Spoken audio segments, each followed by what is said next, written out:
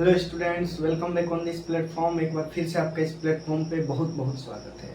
हम लोग class 10th में लाइट स्टार्ट किए थे। लाइट में हम लोग रिफ्लेक्शन पार्ट को पढ़ रहे थे। रिफ्लेक्शन में हम लोग इस टॉपिक तक आ गए हैं जिसका नाम है रिफ्लेक्टिव इंडेक्स। मतलब अगर हम बात करें रिफ्लेक्शन में यानी लाइट का रिफ्लेक्शन वाले पार्ट में, तो सबसे ज़्यादा प्रॉब्लम बच्चों को इसमें होता है इस टॉपिक में। इस टॉपिक को आइए आज हम लोग कवर करते हैं और बड़ा ही आसान तरीके से कवर करेंगे। इसके बाद आपका डाउट नहीं रह जाएगा इस टॉपिक में। तो आइए हम लोग शुरुआत करते हैं रिफ्लेक्टिव इंडेक्स का। रिफ्लेक्टिव इंडेक्स का मतलब क्या होता है? हम लोग पिछले क्लास में यानी प्रीवियस लेक्चर में क्या पढ़े थे कि अगर एक लाइट रे आ रहा है तो उसे हम लोग इंसिडेंट रे बोलते थे और यहाँ पर एक नॉर्मल बनाते थे। ये बातें आप सभी को पता है।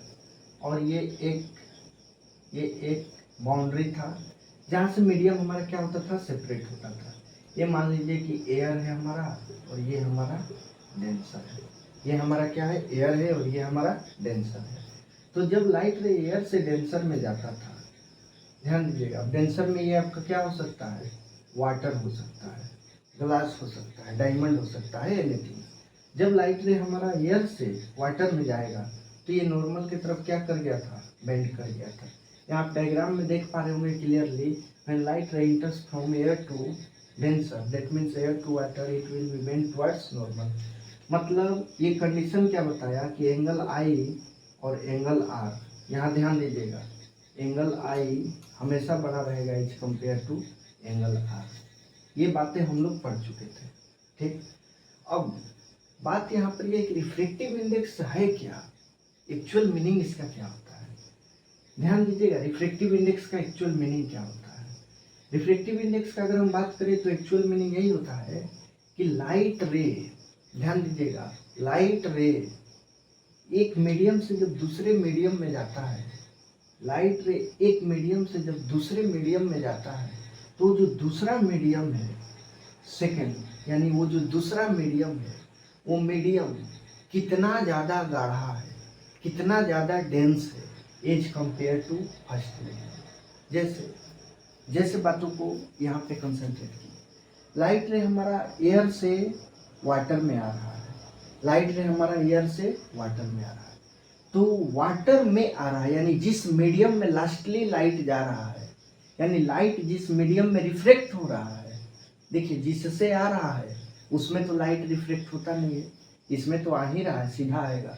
जिस मीडियम में जाएगा वहाँ पे लाइट रिफ्लेक्ट होगा। तो जिस मीडियम में लाइट जा रहा है वो मीडियम कितना ज़्यादा डेंस है, यानी कितना ज़्यादा गाढ़ा है as compare to first medium, यही कहलाता है हमारा रिफ्लेक्टिव इंडेक्स। यानी रिफ्लेक्टिव इंडेक्स एक प्रकार का न्यूमेरिकल वैल्यू है, एक प्रकार का मैग्नीट्यूड है यानी वैल्यू है, जो ये बताता है कि मीडियम टू यानी जिसमें लाइट लास्टली इंटर किया, जिसमें लाइट रिफ्लेक्ट किया है, यानी ये वाटर कितना ज़्यादा गाढ़ा है, कितना ज़्यादा डेंस है एज कंपेयर टू फर्स्ट में। जैसे मान लीजिए हम ये दोनों का कंक्लूजन करके और हम अगर बोलते हैं कि रिफ्लेक्टिव इंडेक्स यानी जिसे हम एन से डिनोट करते थे, ये पिछले क्लास में हम लोग पढ़ चुके थे, इसका वैल्यू आ गया आपका 2.5। ये एग्जाम्पल लिए, ठीक। इसका मतलब क्या हुआ, मतलब ये पूरे सिनेरियो को कंक्लूजन करके और हम बोले कि n का वैल्यू आ गया 2.5, ठीक। तो इसका मतलब क्या हुआ कि जो मीडियम 2 है, ये जो मीडियम 2 है वो 2.5 टाइम्स गाढ़ा है, 2.5 टाइम्स डेंस है as compare to medium 1, as compare to medium 1। उम्मीद करते हैं कि यहाँ तक आपको बातें क्लियर होगा।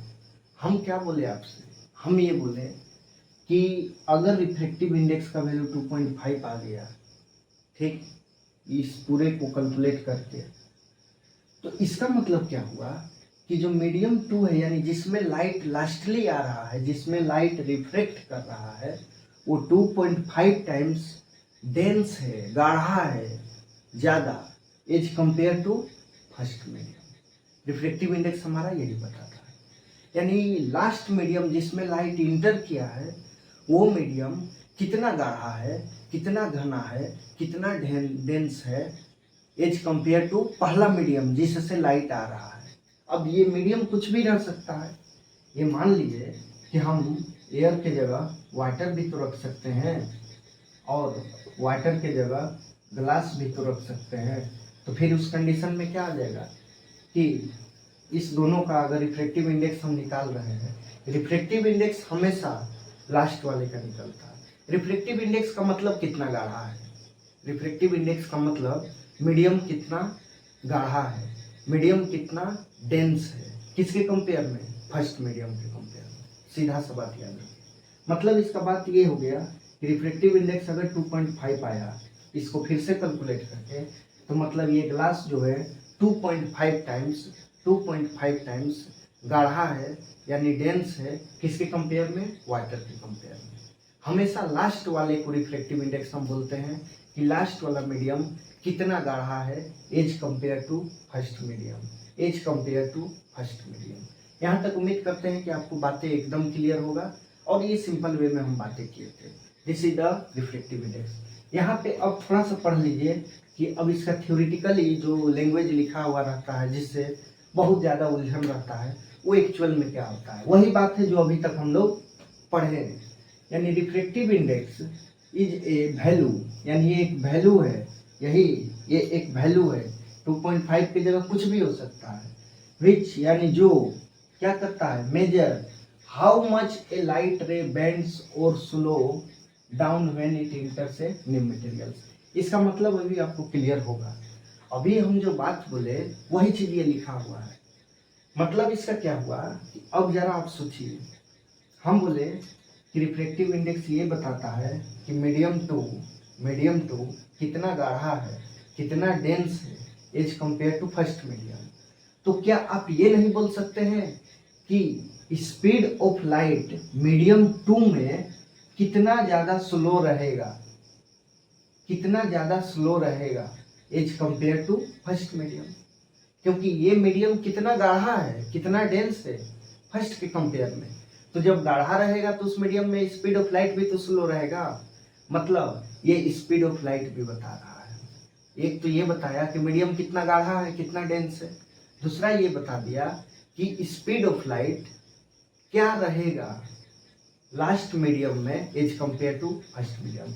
अब जरा सोचिए, वाटर से आ रहा था लाइट रे, तो वाटर में इसका स्पीड कुछ और होगा, और जैसे ही ये ग्लास में इंटर किया यानी यहाँ बाउंड्री के नीचे में, तो इसका स्पीड तो कुछ और होगा। यानी इसका स्पीड कितना धीरे हुआ as compare to first medium, इसका स्पीड कितना स्लो हुआ as compare to first medium. ये स्लो क्यों हुआ, क्योंकि ये सेकंड मीडियम कितना गाढ़ा था as compare to first medium.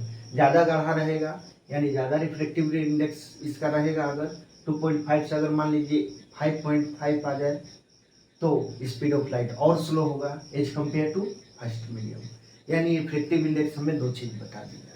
क्या क्या बता दिया, पहला मीडियम कितना डेंस है, कौन सा मीडियम, हमेशा सेकंड का बात हो रहा है जिसमें लास्ट लाइट इंटर करता है।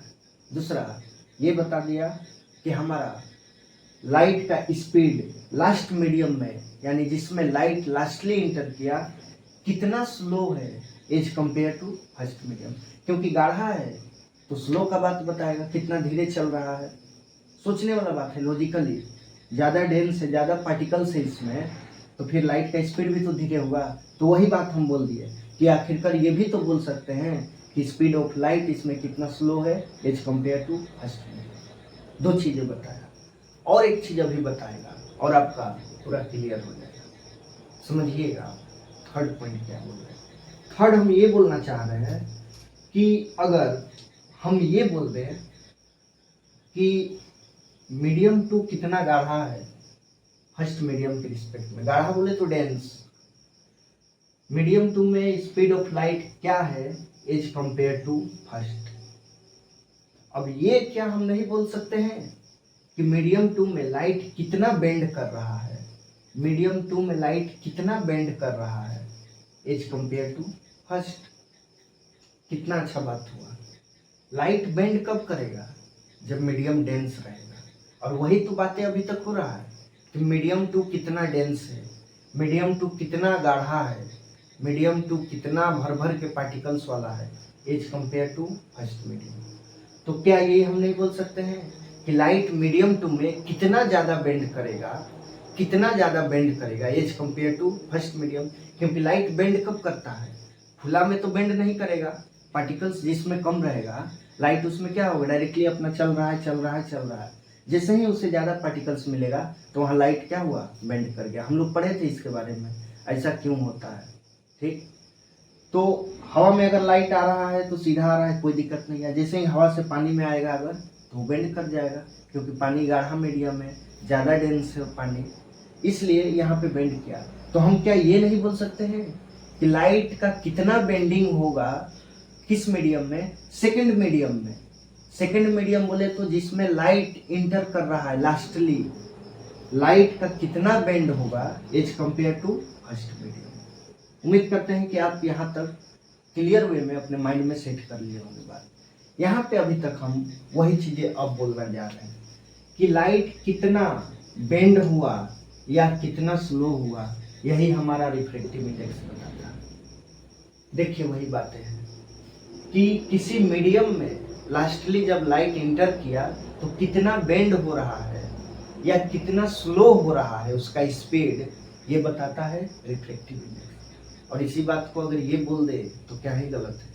मीडियम टू कितना ज़्यादा डेंस है as compare to medium one. इसी बात को हम ये बोल दिए कि मीडियम टू हमारा कितना ज़्यादा डेंस है as compare to medium one. उम्मीद करते हैं कि अब आपको रिफ्रैक्टिव इंडेक्स में कोई डाउट नहीं रह गया कि रिफ्रैक्टिव इंडेक्स क्या है क्या नहीं।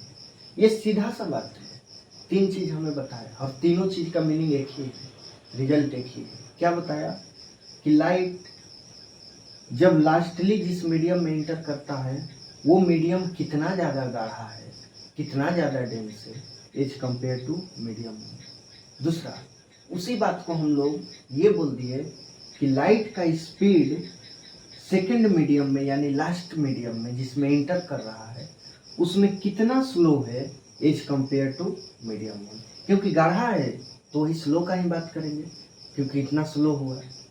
तीसरा कंडीशन उसी को हम बोले कि लाइट कितना ज़्यादा बेंड कर रहा है, कितना ज़्यादा बेंड कर रहा है नॉर्मल की तरफ। क्योंकि लाइट जब एक मीडियम से दूसरे मीडियम में आता है तो जब डेंसर में आएगा तो बेंड करता है टुवर्ड्स नॉर्मल। ये बातें हम लोग जान चुके हैं। तो लाइट कितना ज़्यादा बेंड कर रहा है मीडियम टू में, ये हमें बताता है रिफ्रैक्टिव इंडेक्स। और वही चीज़ यहाँ पर लिखा हुआ है कि कितना बेंड कर रहा है, कितना स्लो है as compare to medium one. बात यहाँ तक क्लियर हो गया। अब आइए, यहाँ पर कुछ दिया हुआ है आपको रिफ्रैक्टिव इंडेक्स कुछ चीज़ों का। जैसे हवा का होता है इतना, ये रिफ्रैक्टिव इंडेक्स जो दिया हुआ है ये वैक्यूम के रिस्पेक्ट में दिया है। वैक्यूम समझते हैं आप लोग, वैसा चीज जिसमें कोई पार्टिकल्स ना हो, उसमें लाइट सबसे ज़्यादा स्पीड चलता है। किसमें? वैक्यूम में। जैसे स्पेस में चले जाइए, कोई पार्टिकल्स नहीं है, वहाँ पर लाइट को आगे बढ़ने से रोकने वाला कोई चीज़ नहीं है, वो सबसे ज़्यादा स्पीड चलेगा वहाँ पर लाइट। तो ऊपर में वैक्यूम माना हुआ है, ध्यान दीजिएगा, ये ऊपर में वैक्यूम लिया गया है। ऊपर में क्या लिया गया है? वैक्यूम। और नीचे में लिया गया है एयर। नीचे में क्या लिया गया है? एयर। अब कितना भी हो, कुछ भी हो, तो कम से कम एयर में तो पार्टिकल्स होगा ही, डस्ट पार्टिकल, सब लोग जान रहे हैं हम लोग। और वैक्यूम कितना भी है तो खाली होगा। तो वही बोला गया है कि इसका रिफ्रैक्टिव इंडेक्स जब निकाले हम, इसका हमेशा लास्ट वाला का निकलता है, तो कितना आया? 1.003। मतलब हवा में लाइट का स्पीड इतना गुना कम रहेगा एज कंपेयर टू वैक्यूम। मतलब एयर सिर्फ लिखा हुआ है तो ये रिफ्रैक्टिव इंडेक्स एयर का है, लेकिन ऊपर में खुद से मान लेना है अपने से कि ऊपर में कौन सा मीडियम रहा होगा? वैक्यूम रहा होगा। जैसे वाटर का इतना लिखा है, यानी नीचे में क्या रहा होगा? वाटर रहा होगा। नीचे में क्या रहा होगा? वाटर रहा होगा। और ऊपर में क्या रहा होगा? वैक्यूम रहा होगा। यानी सिर्फ सिंगल फॉर्म में अगर कहीं भी आपको दिखाई दे रिफ्रैक्टिव इंडेक्स लिखा हुआ, तो आपका ये बता रहा है कि नीचे का मीडियम ये था, नीचे का मीडियम ये था, और ऊपर का मीडियम क्या था? वैक्यूम था। यानी वैक्यूम से कंपेयर करके ये बताया गया है कि लाइट जो है लास्ट मीडियम में, यानी लाइट जो है वाटर में इतना गुना इतना गुना स्लो चल रहा है, स्लो चल रहा है as compare to vacuum, as compare to vacuum. दूसरा, लाइट का जो बेंडिंग हुआ इतना गुना हो गया एज कंपेयर टू वैक्यूम, क्योंकि लाइट जब आया वाटर में तो ग्लास का देखिए गाढ़ा होता है और ज़्यादा, डेंसिटी ज़्यादा, तो ग्लास का बढ़ते जा रहा है। डायमंड और ज़्यादा गाढ़ा होता है, भर भर के पार्टिकल्स है उसमें, डेंसिटी उसका ज़्यादा होता है, तो डायमंड का इतना हो गया। यानी डायमंड में स्पीड ऑफ लाइट इतना गुना कम रह जाएगा, 2.4 टाइम्स कम रह जाएगा एज कंपेयर टू वैक्यूम। अब कुछ नहीं लिखा हुआ है तब हम ऊपर में वैक्यूम ले रहे हैं।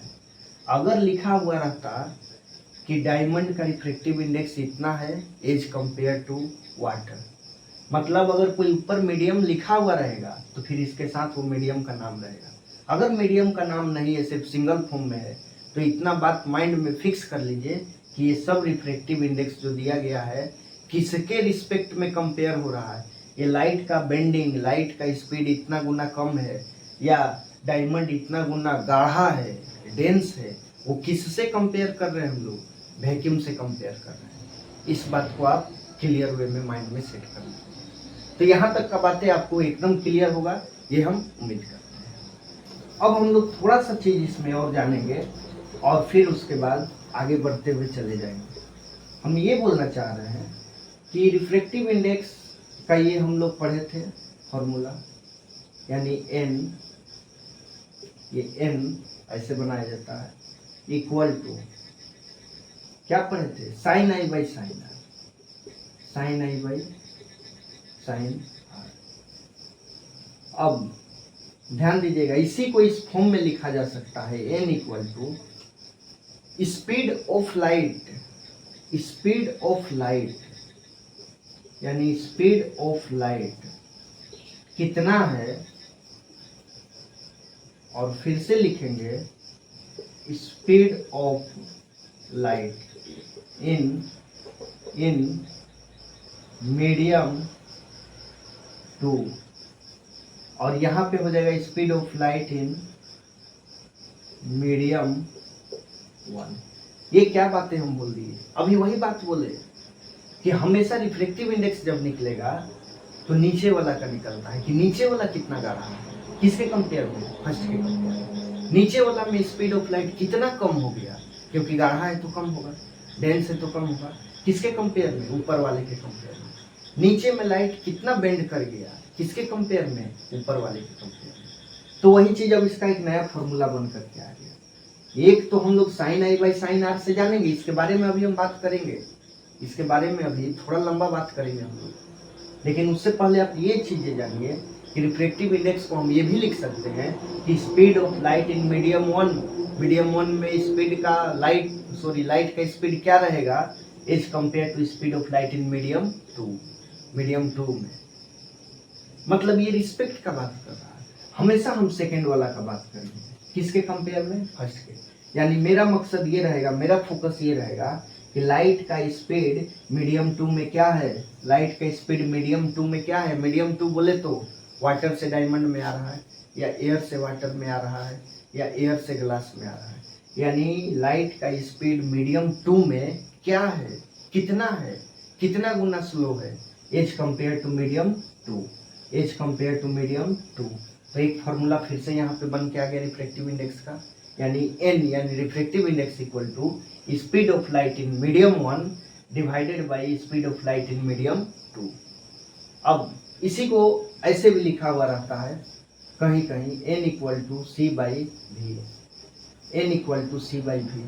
सी मतलब speed of light in vacuum, vacuum में स्पीड ऑफ लाइट क्या है, divided by speed of light in medium, इसका बात हो रहा है। ये अगर ऐसे लिखा हुआ रहे तो इस फॉर्मूला को ऐसे लिखते हैं, क्यों?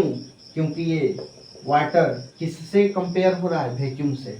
यानी वाटर का रिफ्रैक्टिव इंडेक्स इतना है, वाटर इतना गुना गाढ़ा है, किससे? वैक्यूम से। ग्लास इतना गुना ज्यादा डेंस है, किससे? वैक्यूम से। यानी ग्लास में स्पीड ऑफ लाइट या किसी भी मीडियम में स्पीड ऑफ लाइट को v से डिनोट करेंगे, और स्पीड ऑफ लाइट वैक्यूम का c से डिनोट करेंगे। वही चीजें बोला हुआ है। मतलब स्पीड ऑफ लाइट वैक्यूम में जो होगा उसको सी से डिनोट करते हैं। वैक्यूम से आ रहा है और किस में आ गया, कोई एक मीडियम उठा लीजिए, उसको हम बोलते हैं v, यानी speed of light in medium 1 ये और speed of light in medium 2 ये। तो अगर सिर्फ सिंगल वर्ड में ऐसे लिखा हुआ रहे तो माइंड में आप एकदम सेट कर लीजिए कि लाइट आ रहा होगा वैक्यूम से और इसमें इंटर किया। अगर साथ में इसका कुछ वर्ड लिख दे कि water with respect to air या glass with respect to water, यानी कंपेयर करने लगे, तब तो फिर ये हो जाएगा speed of light in water यानी medium 1 divided by speed of light in glass यानी मीडियम 2। लेकिन अगर कंपेयर ना किया हुआ सिर्फ सिंगल लिखा हुआ रहे तो हम क्या बोलते हैं, speed of light in vacuum यानी वैक्यूम से आ रहा होगा और speed of light in water. खुद से इसको कहाँ रख लेंगे, नीचे में रख लेंगे और ऊपर में किसे रख लेंगे, वैक्यूम को रख लेंगे। तो चलिए यहाँ तक का बात आपको एकदम क्लियर वे में माइंड में सेट हो गया होगा कि हम रिफ्लेक्टिव इंडेक्स में क्या जाने। इसको एक बार नहीं, 2 बार नहीं, 3 बार रिपीट करके देखिएगा ध्यान से, आपको एकदम माइंड में सेट हो जाएगा, क्योंकि सबसे ज्यादा ये डाउट क्रिएट करता है बच्चों को रिफ्लेक्टिव इंडेक्स। तो आज के लेक्चर में हम लोग इतना ही रखेंगे।